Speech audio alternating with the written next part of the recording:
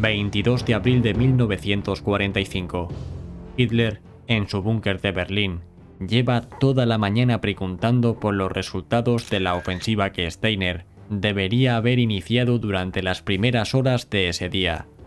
Finalmente, en la reunión del mediodía, sus principales consejeros no pueden ocultar la realidad por más tiempo, y le informan de que Steiner no ha podido lanzar ninguna ofensiva.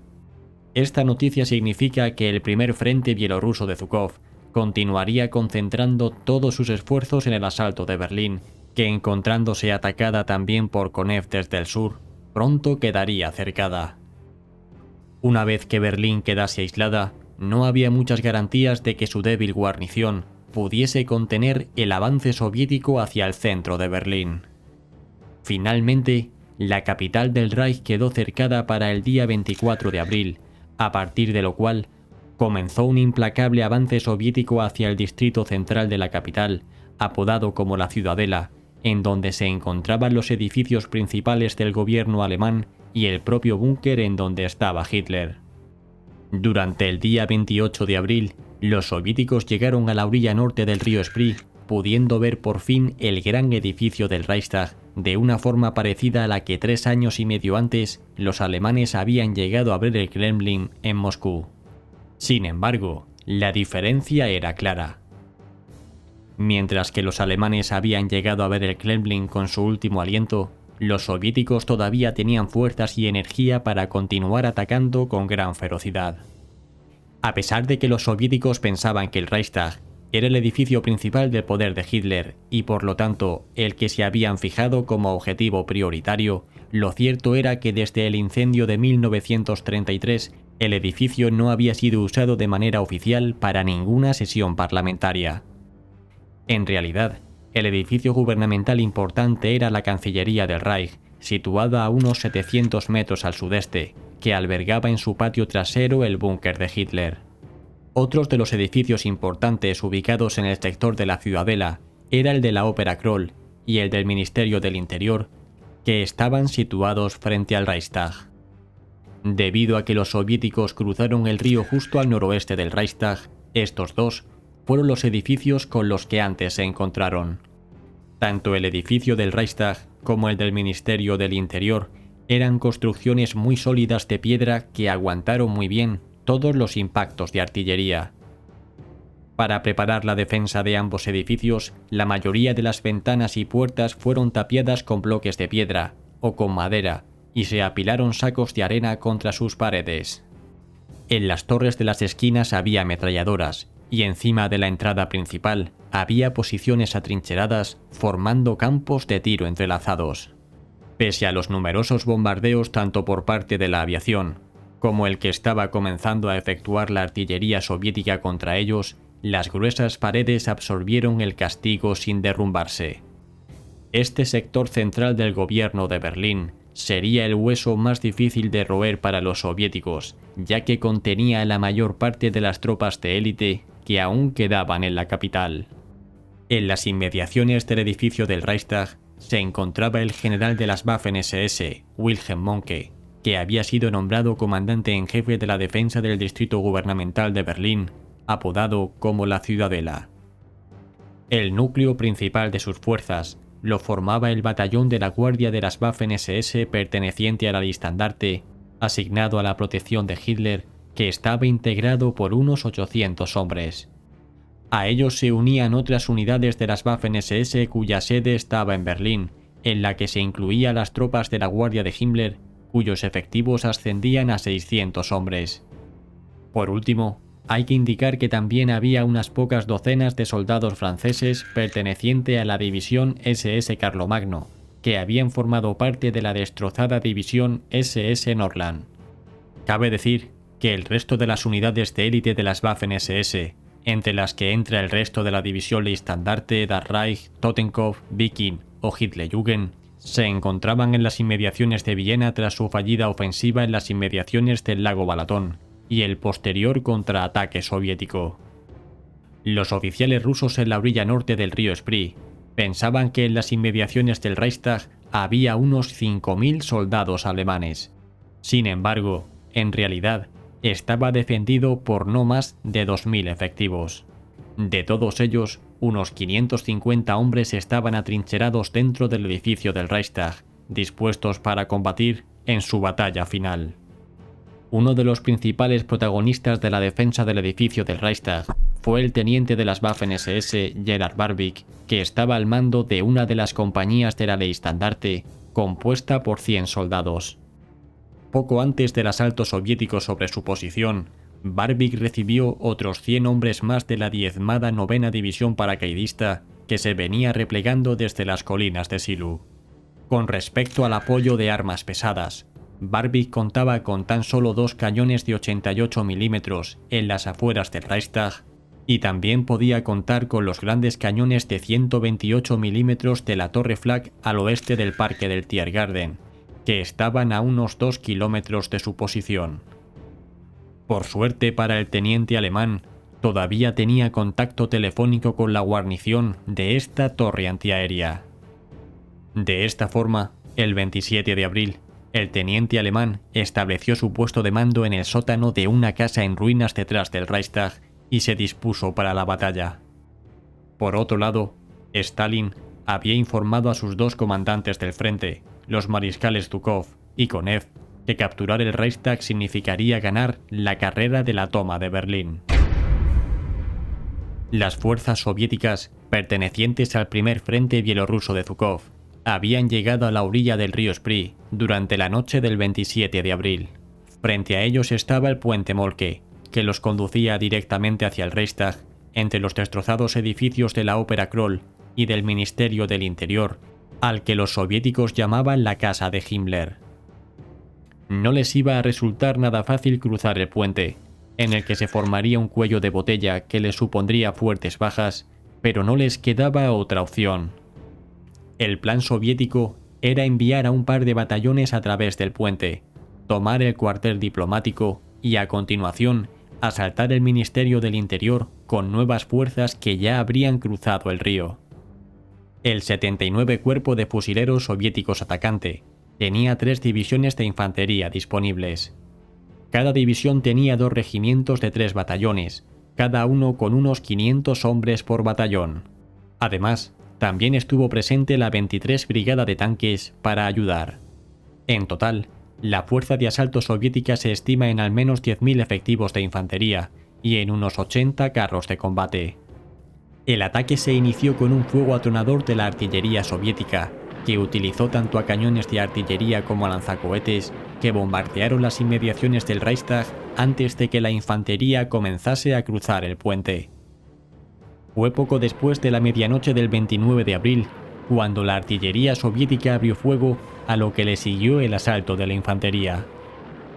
Al amanecer, las mejores unidades de las divisiones de fusileros 150 y 171 habían entrado en el barrio diplomático, bajo el fuego directo de los cañones de 128 milímetros en la torre del zoológico, a 2 kilómetros de distancia. Pese a la distancia a la que se encontraba, el apoyo dado por esta torre antiaérea fue vital, ya que logró destruir a la mayoría de los carros de combate soviéticos que intentaron cruzar el puente. Mientras los rusos estaban estableciendo sus primeras posiciones al sur del río Spree, los alemanes contraatacaron con los restos de la 9ª División Paracaidista, que cargó junto a la orilla del río sobre el flanco izquierdo soviético. Debido a la debilidad del ataque, en el que apenas participaron 100 hombres, el contraataque alemán se estancó rápidamente. Posteriormente, los supervivientes de la 9ª División Paracaidista se replegaron hacia el interior del Reichstag. Por otro lado, miembros de la 150 División Soviética asaltaron el Ministerio del Interior, que debido a sus grandes dimensiones y a la tenacidad de sus defensores, no pudo ser tomado hasta la tarde del 30 de abril. Pese a que los defensores alemanes eran menos de los que los soviéticos pensaban, la resistencia fue mucho mayor. Sin importar las dificultades encontradas, Stalin quería que el Reichstag fuese tomado antes del 1 de mayo, para que la bandera roja fuese izada en su azotea debido a la fuerte carga simbólica de dicha fecha. Para cumplir esta demanda, los soviéticos sobre el terreno se vieron obligados a redoblar sus esfuerzos. Para ello, Los exhaustos batallones de la 150 División de Fusileros lanzaron un asalto hacia el Reichstag a las 7:30 de la mañana del 30 de abril, que fue rechazado por las tropas de las Waffen-SS que defendían el edificio. Durante esa mañana, el mismo general Wilhelm Mohnke había ido al búnker de Hitler para informarle de que la resistencia de sus hombres sería únicamente posible durante 20 horas más. Tras ese tiempo, los soviéticos llegarían hasta el búnker de Hitler. Poco más tarde de que el primer asalto soviético sobre el Reichstag fuese rechazado, la 270 División de Fusileros fue enviada a capturar la Ópera Kroll. Este ataque logró algunos avances, y en dicha acción se utilizaron carros de combate, cañones autopropulsados y lanzacohetes Katyusha para reforzar el asalto. Tras el fracaso del primer asalto sobre el Reichstag, a las 11:30 horas se produjo el segundo intento soviético. Por desgracia para ellos, los alemanes también consiguieron detenerlo, aunque se estaban quedando sin munición. Poco más tarde, sobre las 13 horas, los soviéticos llevaron a cabo un tercer intento, que también fue detenido en seco gracias a la ayuda de los disparos efectuados desde la torre antiaérea al suroeste del Tiergarten. Mientras tanto, a las 6 de la tarde, la Ópera Kroll terminó de caer por completo en manos soviéticas. A menos de 1 kilómetro de allí, Hitler se suicidó en su búnker sobre las 4 de la tarde. El asalto soviético final sobre el Reichstag tuvo lugar al caer la noche de ese 30 de abril, apoyado por la artillería y por numerosos carros de combate. Finalmente, uno de los proyectiles de la artillería soviética logró abrir un agujero en una de las entradas tapiadas del Reichstag, por el que las tropas rusas comenzaron a entrar en masa al edificio. Lo que siguió a continuación fue una lucha sombría habitación por habitación y piso por piso. Al cabo de unas horas, un grupo de tropas soviéticas informó por teléfono que había llegado a la última planta del edificio. Acto seguido, se envió el estandarte especial con la bandera soviética, con órdenes de colocar la bandera en lo alto del edificio antes de la medianoche a toda costa. Por su parte, un pequeño grupo de 25 soldados se las arreglaron para colocar su estandarte en una de las estatuas dañadas en lo alto del edificio, a pesar de que los combates continuaron durante varias horas más en las plantas inferiores del Reichstag. La bandera de la famosa fotografía, que quiso competir con la que recientemente se habían tomado los estadounidenses en Iwo Jima, fue fijada por el capitán Makov y un grupo de suboficiales de artillería en la estatua de la diosa de la victoria. No obstante, estos hechos se recrearon a la luz del día 1 de mayo para los servicios propagandísticos soviéticos, y esa fue la foto que se difundió por todo el mundo. Este acto no supuso ni mucho menos la finalización de los combates en Berlín, que en algunos sectores continuaron hasta el día 2 de mayo. Con respecto a la guarnición alemana liderada por el teniente Barbik, hay que indicar que durante las últimas horas de la batalla dentro del Reichstag, tanto él como 100 supervivientes lograron salir del edificio y se dirigieron hacia el norte. Si bien su objetivo era salir de la ciudad, finalmente fueron rodeados por los soviéticos y se rindieron durante la mañana del 2 de mayo. Por último, cabe señalar que las bajas de los soldados soviéticos que asaltaron el Reichstag se estiman en unas 500 y las alemanas en algo menos. Mientras que la batalla por el Reichstag llegó a su fin, comenzó otra nueva carrera por llegar hasta el Führerbunker. ¿Conoces la historia de los primeros soviéticos que entraron en el búnker de Hitler? ¿Hubo resistencia alemana en su interior? Berlín, 4 de la tarde del 30 de abril de 1945. Hitler acaba de suicidarse en su búnker, ubicado en el jardín de la Cancillería del Reich. Este búnker había sido la residencia oficial de Hitler desde que a mediados de febrero de 1945 tuvo que abandonar un apartamento en la antigua Cancillería del Reich y alojarse definitivamente allí debido a los intensos bombardeos que estaba sufriendo la capital. A modo de curiosidad, el as de la Luftwaffe Hans Rudel le ofreció a Hitler ir a por él a Berlín el día 26 de abril, cuando la capital ya se encontraba completamente cercada, y evacuar al líder alemán en su avión. Dicho ofrecimiento fue rechazado por Hitler. Un día más tarde del suicidio del líder alemán, tras comprobar definitivamente que los soviéticos no iban a aceptar otra cosa que no fuese una rendición incondicional. Goebbels también se suicidó en las afueras de este mismo búnker durante la tarde del 1 de mayo, cuando los soviéticos se encontraban a tan solo unos metros de allí.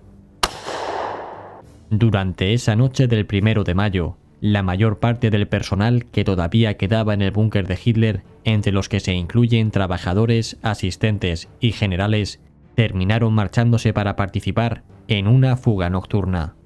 De esta forma, durante la madrugada del 2 de mayo, solo quedaban 2 hombres con vida en el interior del Führerbunker, junto con los cuerpos sin vida de los hijos de Goebbels y el de algunos generales como Burdow y Krebs, que se habían suicidado en uno de los pasillos del búnker.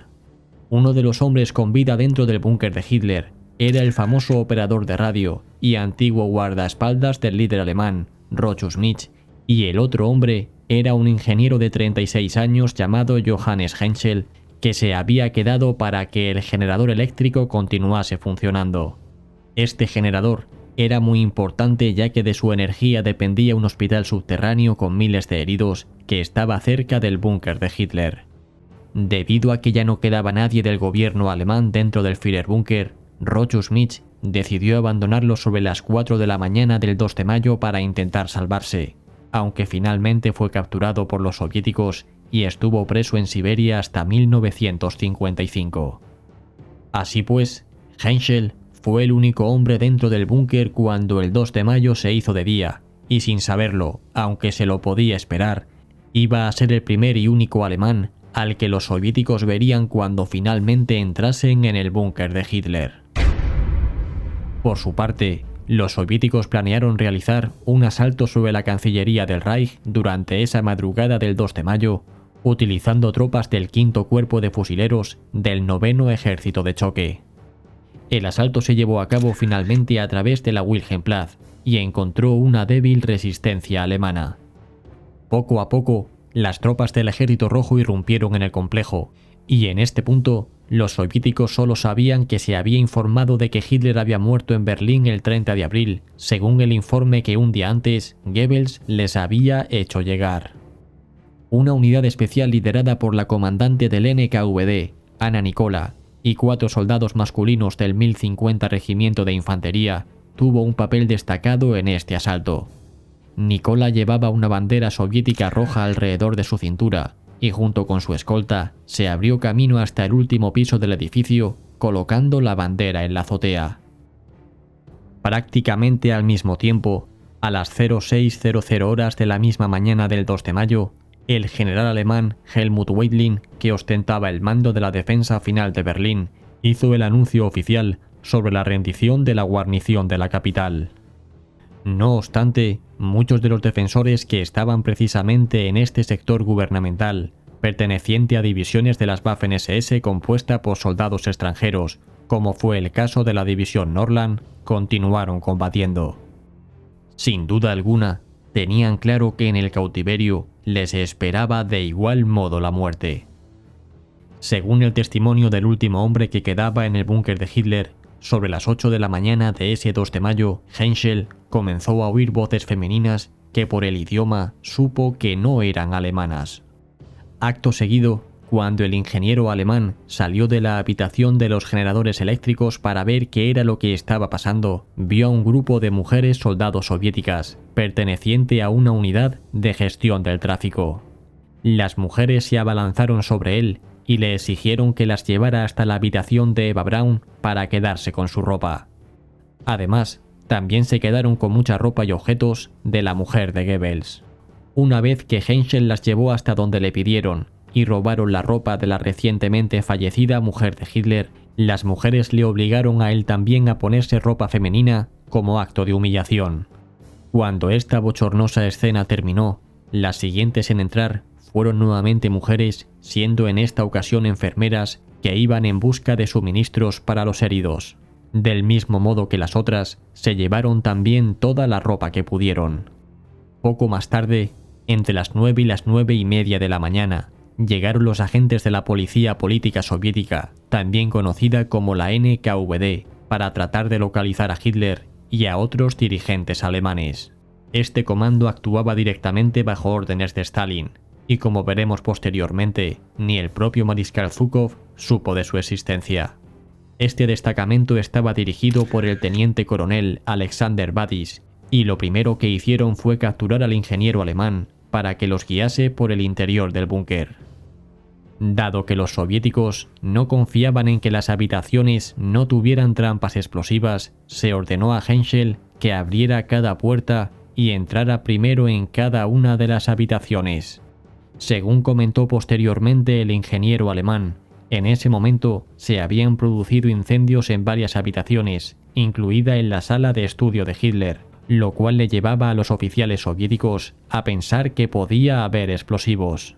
Además, también tenían miedo de que hubiese alguna trampa con gas. Una vez que Henschel les enseñó varias habitaciones y los oficiales soviéticos vieron que efectivamente no pasaba nada y que el búnker era seguro, enviaron fuera de allí al alemán tras preguntarle dónde estaba Hitler y acordonaron el búnker para que nadie más pudiese entrar. A partir de este punto, los investigadores soviéticos se quedaron a solas en el búnker y comenzaron a registrarlo todo en busca de cualquier prueba que les indicase qué había pasado con Hitler. El teniente general Alexander Badis estaba siendo presionado por Stalin, que quería conocer todo lo que había pasado con Hitler de forma detallada lo antes posible. Y es que a pesar de los informes de su muerte, Stalin parecía creer que Hitler todavía estaba vivo. Cuando durante esa noche el mariscal Zhukov se presentó en el Führerbunker con la intención de entrar, Alexander le impidió la entrada tal y como le había ordenado Stalin que hiciese.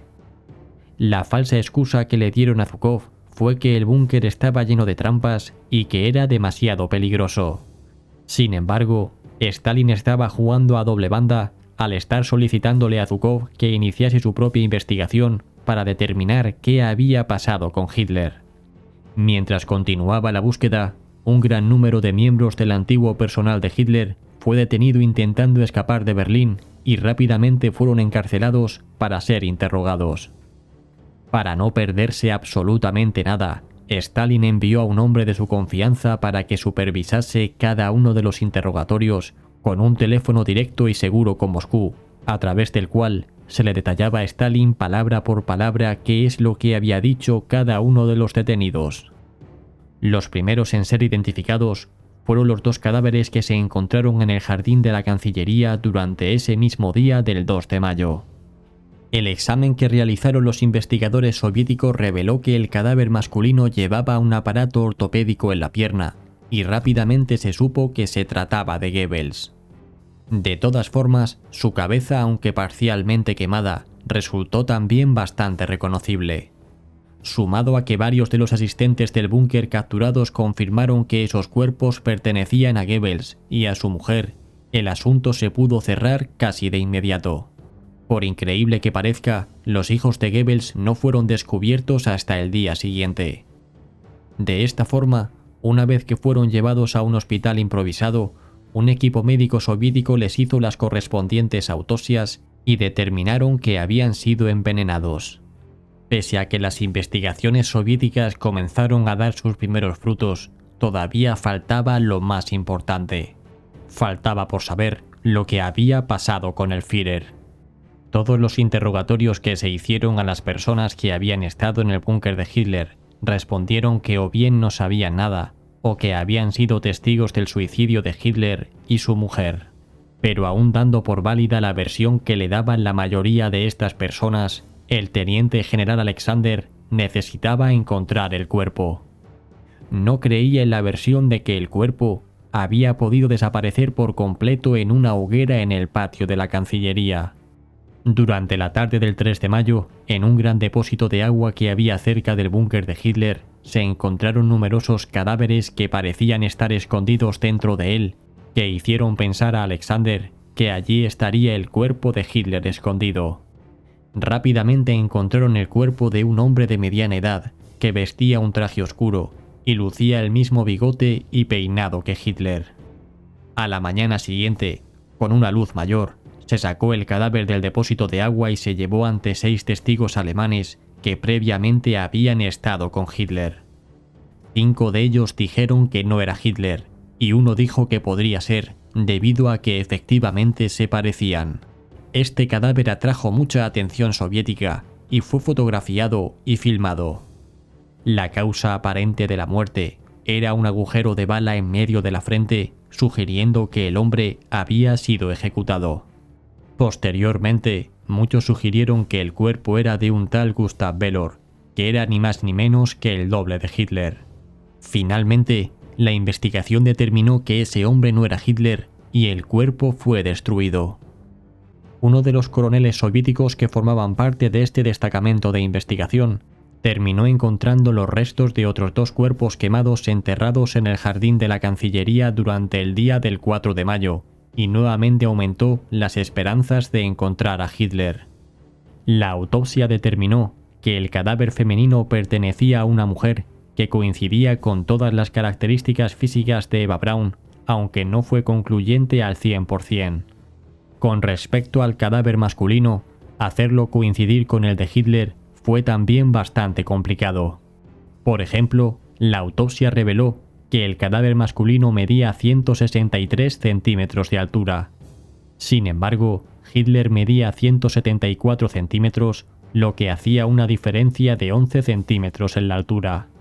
Esta diferencia de altura se explica a menudo como un efecto del fuego que causa que los cuerpos se encojan. Sin embargo, hubo otras pruebas que no cuadraban con los datos que se tenían sobre Hitler. Debido a las presiones de Stalin, los investigadores soviéticos trataron de cerrar el caso lo antes posible y concluyeron que Hitler y su mujer habían muerto en Berlín ese 30 de abril. No obstante, la idea que transmitió Stalin al resto del mundo fue que Hitler había escapado. Esta versión de la huida de Hitler se convirtió en la versión oficial de la Unión Soviética hasta el año de 1968, cuando los soviéticos admitieron por fin que los restos de Hitler estaban bajo su control. El motivo por el cual estuvieron difundiendo la otra versión durante los últimos 23 años fue para reforzar su presencia en todos los territorios ocupados bajo la amenaza de que Hitler volvería bajo el paraguas de las potencias occidentales. Bien, pues una vez que ya hemos visto cómo fue la entrada soviética en el búnker de Hitler y cómo se desarrollaron las investigaciones durante los días siguientes, veamos por último qué fue del ingeniero alemán que encontraron allí. Una vez que lo sacaron fuera del búnker, tras haber guiado a los soviéticos por su interior, Henschel fue encarcelado y posteriormente fue acusado de sabotaje. Básicamente lo culparon por los incendios que se habían producido en el interior del búnker y por entorpecer la investigación. Tras una condena de prisión de 10 años, el ingeniero alemán fue liberado 4 años más tarde y fue entonces cuando pudo comenzar una nueva vida en Alemania. Finalmente, Henschel murió en Aquisgrán en 1982. Por otro lado, el operador de radio Rochus Mitch murió en el año 2013, siendo la última persona viva que había conocido personalmente a Hitler. Y bien, ¿qué os ha parecido la historia sobre la entrada de los soviéticos en el búnker de Hitler? Si os interesa analizar cómo fue la resistencia final que llevaron los últimos Tiger de Berlín, os dejo en la descripción el programa que subimos recientemente sobre este asunto, junto con una entrevista que tenemos a Daniel Ortega. Gracias a todos por formar parte de esta comunidad, especialmente a aquellos que os habéis hecho miembro. Suscríbete y comparte este programa si te ha gustado, y nos vemos como siempre cada miércoles y domingo. Hasta pronto.